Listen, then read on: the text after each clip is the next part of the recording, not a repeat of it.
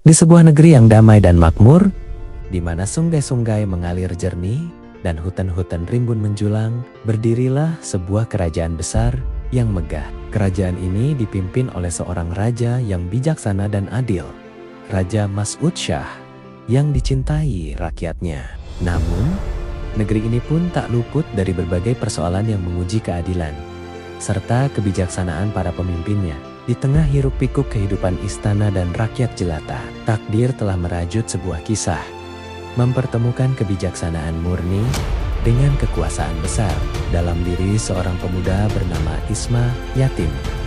Sejak kecil, Isma Yatim telah menunjukkan tanda-tanda kecerdasan dan hati yang tulus. Ia dididik dengan penuh kasih sayang oleh ayahnya, seorang lelaki bijak yang hidup sederhana, namun kaya akan ilmu dan adab. Ayahnya selalu membimbingnya, tidak hanya mengajarkan huruf dan angka, tetapi juga makna di balik setiap kata.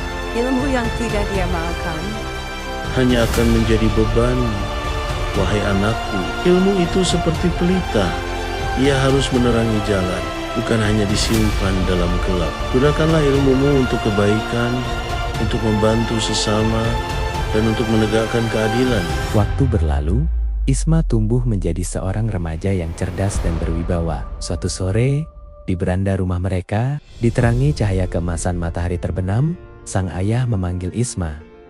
Suasana haru menyelimuti mereka. Wahai Isma Yatim, kini saatnya engkau pergi. Pergilah ke istana, ke pusat pemerintahan negeri ini, dan berikan manfaat bagi negeri ini dengan segala ilmu dan kebijaksanaan yang telah kau miliki. Ingatlah selalu pesanku, kejujuran lebih berharga daripada pujian, dan kebenaran akan selalu menemukan jalannya.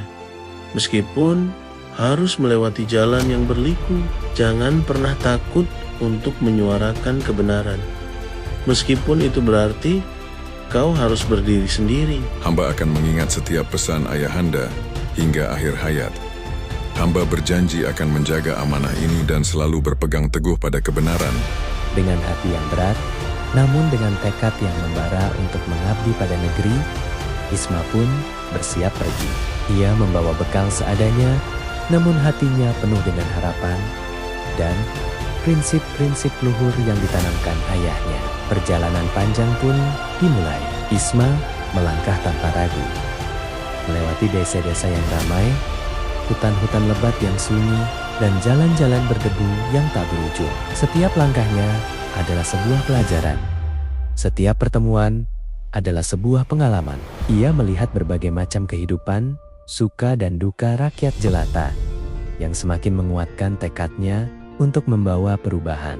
Ia membawa satu hal yang tak terlihat namun sangat berharga, yaitu kebijaksanaan yang akan menjadi kompasnya dalam mengarungi lautan kehidupan istana. Akhirnya, setelah berhari-hari menempuh perjalanan, tibalah ia di gerbang istana. Dinding-dinding tinggi menjulang menara-menara kokoh berdiri gagah, dan gerbang besar yang terbuat dari kayu berukir indah perlahan terbuka, seolah menyambut takdir baru yang akan segera terukir. Disinilah, di tempat segala keputusan besar ditentukan, Isma Yatim akan memulai babak baru dalam hidupnya. Di balairung istana yang luas dan mewah, Isma Yatim dihadapkan pada Raja Mas'ud Shah yang duduk di singgasana kebesarannya. Para menteri dan pembesar istana berjejer rapi. Sebagian memandang Isma dengan rasa ingin tahu, sebagian lagi dengan tatapan sinis dan meremehkan. Aku mendengar tentang dirimu, wahai pemuda. Kabar tentang kebijaksanaanmu telah sampai ke telingaku. Benarkah engkau memiliki kebijaksanaan yang luar biasa seperti yang orang-orang katakan? Ampun tuanku, hamba hanyalah seorang hamba biasa yang berusaha menyampaikan apa yang benar dan berpegang teguh pada keadilan. Kebijaksanaan sejati datang dari Tuhan. Hamba hanya berusaha menjadi perantaranya. Tuanku, pemuda ini hanya pandai berkata-kata. Banyak orang yang mengaku bijak, namun sedikit yang benar-benar mampu membuktikan ucapannya. Kita akan melihat sendiri. Kebenaran akan terungkap pada waktunya. Kemudian, Raja meminta Isma untuk menyampaikan hikayat atau nasihat yang dapat menjadi pelajaran bagi seluruh istana. Seorang raja yang adil adalah pelindung bagi rakyatnya. laksana pohon rindang yang menaungi dari terik matahari dan hujan badai. Jika ia mencintai rakyatnya dengan tulus, maka rakyat akan setia tanpa diminta, dan kemakmuran akan menyelimuti seluruh negeri. Namun jika ia lalai dalam menjalankan amanahnya, jika ia lebih mementingkan kepentingan pribadi atau golongan, maka kehancuran akan datang perlahan, meruntuhkan sendi-sendi keadilan dan kedamaian. Kata-kata itu yang diucapkan dengan penuh penghayatan menggema di dalam istana, menyentuh hati setiap orang yang mendengarnya. Suasana menjadi hening, semua mata tertuju pada Isma, terkesima oleh kedalaman makna dari setiap ucapannya. Kata-katamu, wahai Isma yatim, sungguh menggugah hatiku. Engkau telah mengingatkanku akan tanggung jawab besar yang kupikul. Meskipun raja terkesan, menteri yang sinis itu masih belum menyerah. Ia melihat kesempatan untuk menguji Isma lebih jauh. Jika ia benar-benar bijak, tuanku, biarkan ia menyelesaikan masalah rakyat yang sedang bergejolak di luar sana. Buktikanlah kebijaksanaanmu bukan hanya dengan kata-kata tetapi dengan perbuatan nyata. Baik, aku akan memberimu kesempatan, Isma. Buktikan kemampuanmu, selesaikanlah perselisihan yang terjadi di pasar. Di pasar yang ramai, suasana tegang menyelimuti. Dua pedagang bertengkar hebat, saling tuding dan berteriak, menarik perhatian banyak orang. Kerumunan mulai terbentuk, dan perselisihan itu hampir berubah menjadi kekacauan yang lebih besar. Dia mencuri daganganku. Aku melihatnya dengan mata kepalaku sendiri. Tidak, itu milikku. Kau yang mencoba merebutnya dariku. Isma yatim yang tiba di lokasi dengan tenang melangkah maju ke tengah kerumunan. Tenanglah, wahai saudara-saudaraku. Jangan biarkan amarah menguasai diri. Mari kita selesaikan masalah ini dengan adil dan kepala dingin. Setiap perselisihan pasti ada jalan keluarnya, jika kita mau mendengarkan satu sama lain. Isma kemudian mendengarkan cerita dari kedua belah pihak dengan sabar, memperhatikan setiap detail dan ekspresi wajah mereka. Ia tidak terburu-buru mengambil keputusan, melainkan mencari akar permasalahan dengan cermat. Kebenaran tidak perlu teriak, tidak perlu dipertahankan dengan kekerasan. Ia akan terlihat jelas, ia akan bersinar dengan sendirinya, jika kita mau membuka hati dan mendengar dengan jernih. Mari kita cari bukti, mari kita saksikan siapa yang benar dan siapa yang keliru, tanpa harus saling menyakiti.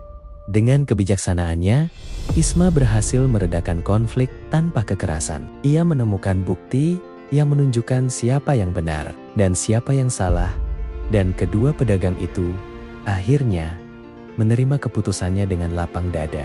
Kerumunan pun bubar dengan damai, kagum akan cara Isma menyelesaikan masalah. Kembali ke istana, Raja Masud Shah yang telah mendengar laporan tentang keberhasilan Isma sangat terkesan. Di hadapan seluruh pembesar istana, Raja berdiri dari singgasananya dengan wajah yang memancarkan kebanggaan. Isma yatim, engkau telah membuktikan dirimu. Bukan hanya dengan kata-kata, tetapi dengan perbuatan nyata yang membawa kedamaian bagi rakyatku. Mulai hari ini engkau kuangkat menjadi menteri. Aku percaya dengan kebijaksanaanmu engkau akan membawa kemajuan bagi negeri ini. Hamba akan menjaga amanah ini dengan sepenuh hati, tuanku. Hamba akan selalu berusaha menjadi pelayan yang setia bagi raja dan rakyat.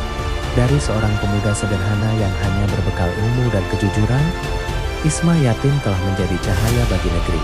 Ia membuktikan bahwa kekuasaan sejati bukanlah tentang kekuatan fisik atau kekayaan, melainkan tentang kebijaksanaan, keadilan, dan integritas. Karena sesungguhnya kebijaksanaan dan kejujuran akan selalu menang, akan selalu menemukan jalannya untuk membawa kebaikan, tanpa harus mengangkat senjata, tanpa harus menumpahkan darah. Kisah Isma yatim akan selalu dikenang sebagai teladan bagi setiap pemimpin dan setiap insan, bahwa kebaikan akan selalu berbuah kebaikan, dan kebenaran akan selalu menemukan jalannya.